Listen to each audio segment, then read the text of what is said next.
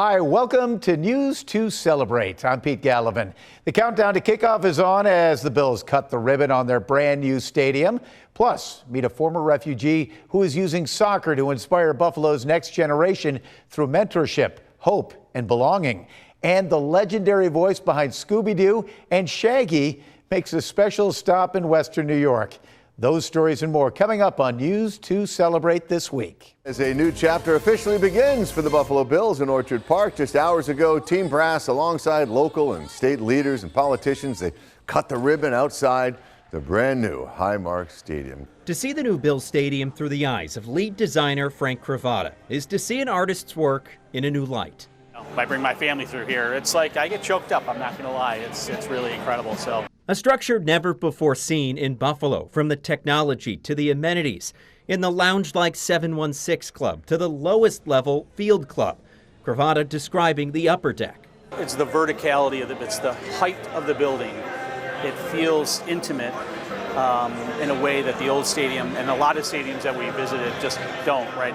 I can say it over and over, it just feels like a big hockey arena, right? When you get up top and you're hovering over that. Hovering over a freshly mown field surrounded by speakers and a sea of red and blue seats. Whether on the concourse or in the suites, you can grab a beer or bite from these self-service stations, with the field always in view. Whether it's a hot dog or a restroom or a retail shop, we're throwing a lot of heat down in those areas. A stadium built for all seasons. The exterior of the building is designed to combat the wind. It's got a perforated metal exterior that allows some of the wind flow to come in, which prevents it to coming down into the building. There is art scattered throughout, reflecting Bills Mafia, mimicking the Peace Bridge, grain silos, and Buffalo architecture. Cravata says a few finishing touches remain. There's one more level of storytelling, signage, murals, you name it, sponsorship. So we have, I would say, a long way to go. We have a busy 30, 40 days.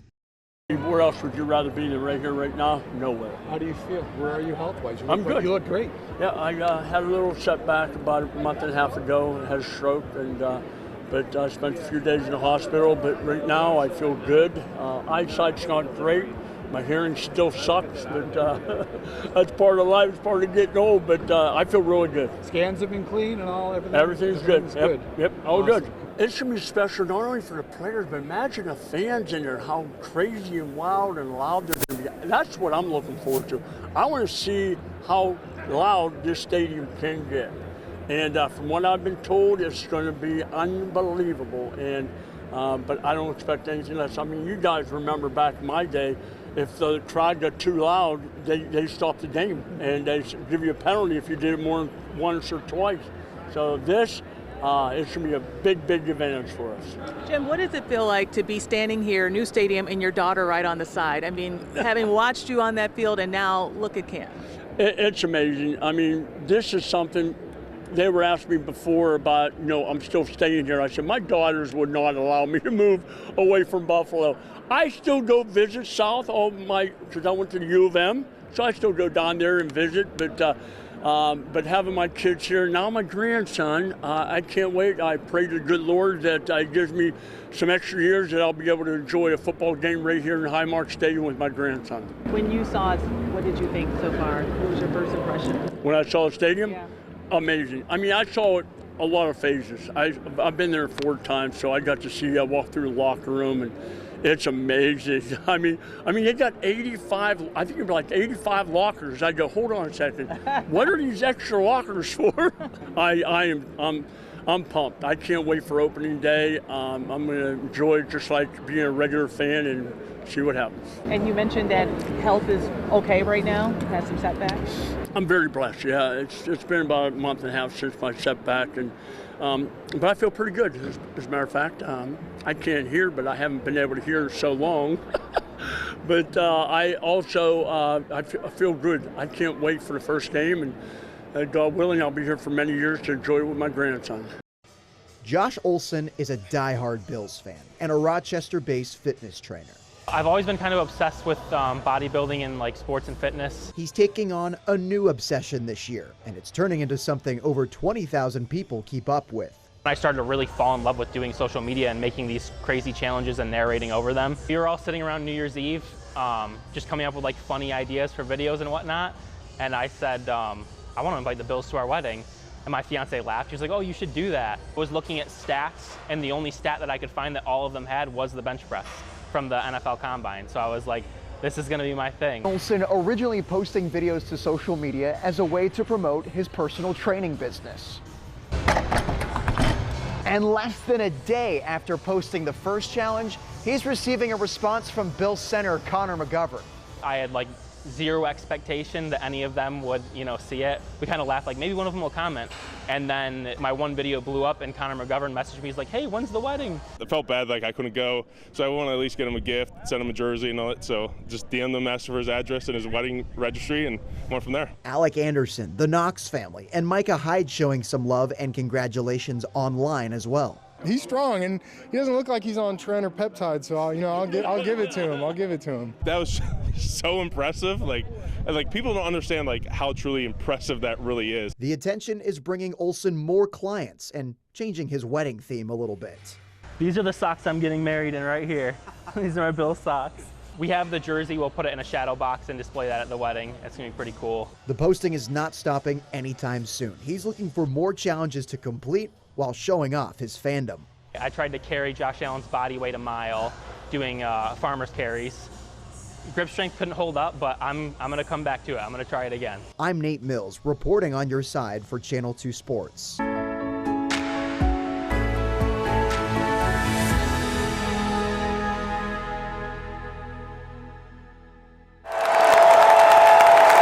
We all watched KeyBank Center come alive this past spring as the Sabres brought winning hockey back to Buffalo. But before KeyBank Center was even a thought, the Sabres called Memorial Auditorium the Odd Home. And the Odd stood right about where Canal Side is, actually right where Canal Side is. Center ice was just beyond that fountain. But before the Odd was the other Odd. In some ways, this is hallowed ground for both Buffalo's sports history and entertainment history, because everything that happened in Buffalo happened here. That's right. The city's highway garage is indeed hallowed ground because it was the center of the Buffalo entertainment universe for decades. It is a little strange that you keep plows on a place where Ella Fitzgerald, Theodore Roosevelt, John Philip Sousa, William Howard Taft, Woodrow Wilson, I could go on and on of all of the people who have stood in that building and addressed crowds in Buffalo. It's lived many lives, though. It started out as an armory in 1858 and then was expanded all the way to Broadway and was known as the Broadway Arsenal. The original armory walls are still visible on the back wall inside, but by the turn of the century, the armory moved, and that left the city having to figure out what to do with this massive structure. And they realized the thing the city needed the most was actually an entertainment space. So they converted the armory into an auditorium, and it's around that time from the turn of the century up until about 1940 that it really has this peak window of being the heart of all of our entertainment, all of our sports in the city of Buffalo. It hosted concerts, boxing matches, lacrosse games, hockey games, bicycle races, circuses, masquerade balls, rallies, conventions, and conferences, even bowling. And the stories these walls hold, Harry Smith played lacrosse here. He went on to be better known as Jay Silverheels, the man who played Tonto in The Lone Ranger. Boxing great Jimmy Slattery fought here. And on January 11th, 1937, Joe Louis fought in front of a full house of 7,300 people. It is Buffalo's oldest continuously occupied civic building and the world's oldest existing structure that has hosted professional hockey. It's one of those stories that I feel like people maybe drive by all the time and don't realize just how special it is. And as the Broadway Barns right now have an uncertain future, they certainly have a storied past within the unknown stories of Western New York. I was not aware of the impact of the Italian Americans in animation, but then you think about some of the names from my childhood: William Lance, who was Lanza, Joseph Barbera, Henry Mancini, Vince Guaraldi. These are famous names that I remember from my youth and now as a proud father. This is Liana Chapman. Hi, how are you? I'm doing well. How are you? okay, I guess the overall purpose of the exhibit, talk about this. Yes, so it's to share the story of Italians and Italian Americans in animation. When we think about the impact of Italians here in Western New York, we can think of, construction, food, law, and all of these things, but outside of Western New York, there's also a larger impact from kind of the fields that we're familiar with here. And so we really wanted to highlight how global the impact of Italians and Italian Americans are. Well, you think about it, from Woody Woodpecker to the Flintstones, these are characters that I grew up with. Yeah, I mean, Felix the Cat was one for me that I remember watching, like the old reruns on Saturday morning, Bugs Bunny, all of these characters that I knew, and I didn't know that they're Italian. Even as a girl dad, now Snow White and Sleeping Beauty, these are more Italians in action. Yeah, absolutely. How long is this exhibit here through? It's going to be here through May of 2027, so you got some time. We're going to have a bunch of fun programming around it too. Okay, talk about it. Sure, go ahead. So we're actually going to be partnering with Squeaky Wheel to do some animation-based programming. Some for kids, some for adults. Okay. So if you've ever wanted to, try your hand at some digital animation or some stop-motion animation, we'll have some drop-in programs for that come the fall.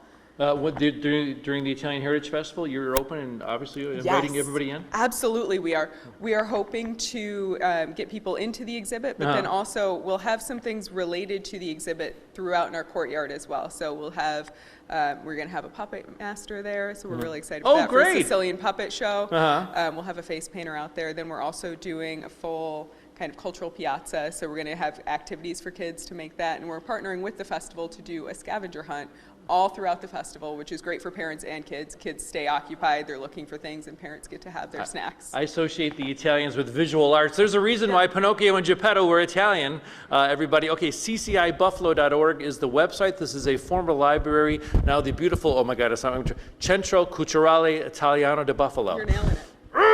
On your side from North Buffalo, I'm Kevin O'Neill, Channel 2 News.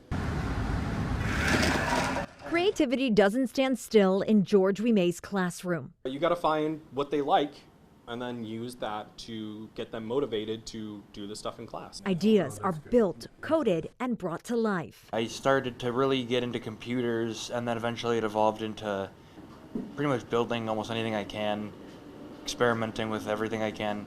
Aiden Bishop knows what it's like to create. I essentially wired all these together first, just to make sure that they all physically worked together. And then I did the coding to make sure that it would actually move the way I wanted it to and do what I wanted it to. He built this autonomous robot model car from scratch in about 10 weeks. And I actually started designing and 3D printing the wheels and the platform themselves. And then I put everything together. The build process could be a challenge in and of itself. I just need technology to be able to either make things closer, like zoom things in, magnify things, or read things aloud to me. Bishop was born with optic nerve hypoplasia, a condition where the optic nerve is underdeveloped. It's hard to exactly say like how much vision I have because I've never seen fully before. Pushing through obstacles, discovering he could do anything he put his mind to. I've found some way or another to do really anything I want to do. So, yeah, it really doesn't matter what disability you have. You can do anything. Aiden has never let anything slow him down. He's never let anything limit him. He works at the same pace or faster than some of my students without disabilities, and he's getting to work with a student who's passionate. There's really no other joy like that. Creativity in this classroom means pushing the limits. Forced me a little bit to try to push my boundaries a bit and see where I can go. And Aiden Bishop is proving what is possible.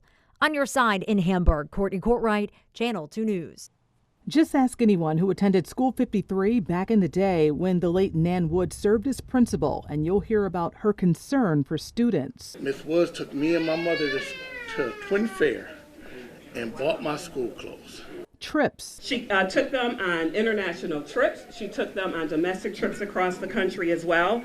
And she opened doors that many thought were closed. That's how we got to go to England and Spain and Japan. The paddle. When I have families come in for a family night, the grandparents are always asking about Miss Wood. They ask me if I have the paddle. I'm like, no, it's illegal now. I don't have a paddle, and don't put me in that conversation, but... And now this school will be known as Nan M. Wood Community School of Excellence because Nan Wood always listened. In order to be successful and great, she had students and teachers put their input in. Everyone who was a part of 53 had an input. Under her leadership, enrollment jumped to 1,200, making it the largest elementary school in the district. To me, Nan was a saint. Okay, she should have sainthood.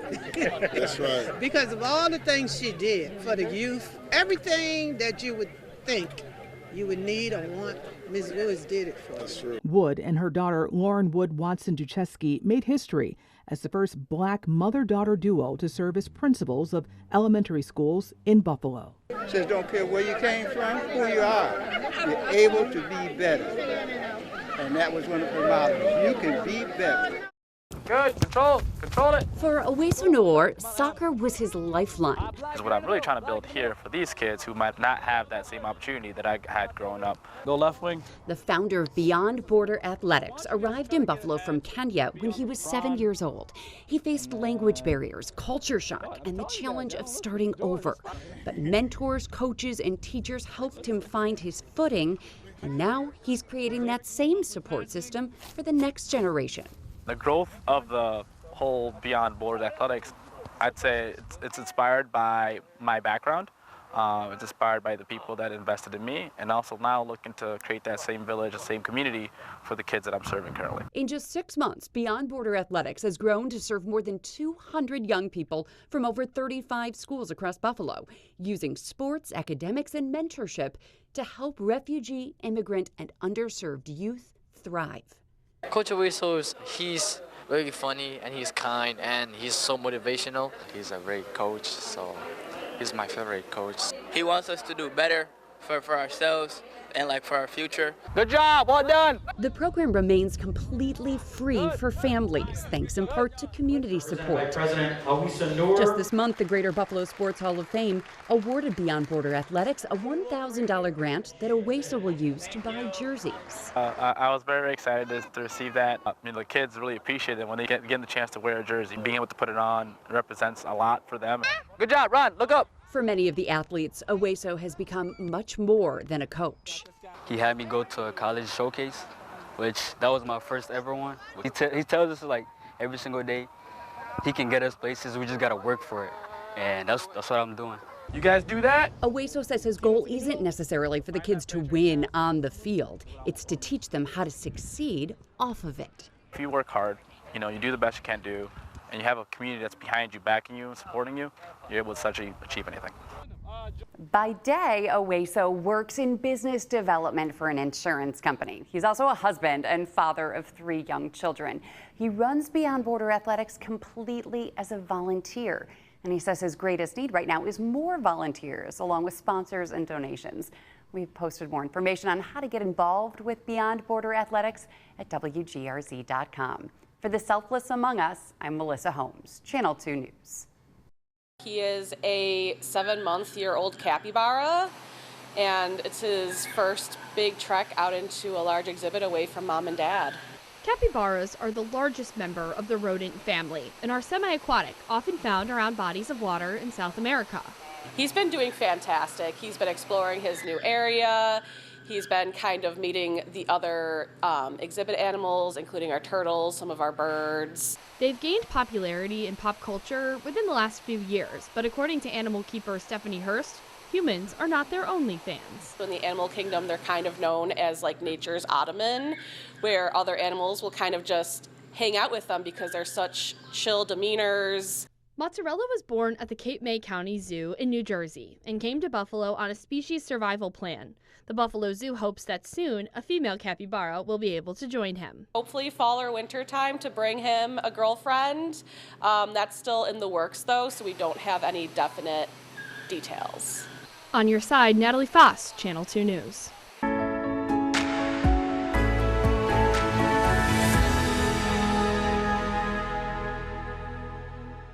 Studio. studio is Nickel City Comic-Con celebrity guest and the voice of Scooby-Doo, Scott Innes. Thank you so much for being here. Like, it's just a pleasure to be here, right, Scoob? Yeah, well, boy. Scoob is here. Scoob is in the house. How did you know this was your calling? As a kid, I knew I was going to have to come up with a reason to get out of school. And Nice. so I bribed my way through it. You know what I mean? You get 5 minutes at the end of the hour if you'll just do good on your math test. I'm like, okay, so. So you were able to do that and you pulled it off. I loved it. And I loved mimicking. I grew up watching Scooby-Doo and Shaggy and all of them. And to actually step into the paws of the late, great Don Messick and Casey Kasem, what a thrill that's been. Now you're living the dream. I'm living the dream. Yeah. You don't just do Scooby-Doo. You do a lot of voices. What's Scooby-Doo, your favorite? well, you know, Shaggy talks a lot, so, you know, and Casey did that, and then here's Scooby-Doo, and Scrappy-Doo, too. Fred Flintstone, Mr. Bonnie Rubble. Oh, right, Fred. So there's a lot of them, you know. There are a lot of voices going Heavens on. to Murgatroyd. That's Wally Gator, you know, and here, this is Papa Smurf, you know. Wow. I do it like all of 35 those are you. Yeah, well, I've through the years have done those voices one time or another for them. So, yeah. What's your favorite thing about doing these events and meeting people and fans all across the country? I love people, and people love characters. Yes. And when you see a little kid, especially kids that are in wheelchairs or whatever, or less fortunate, they come up and you change the course of their life. What a great, I mean, you can't even put a price on that, you know?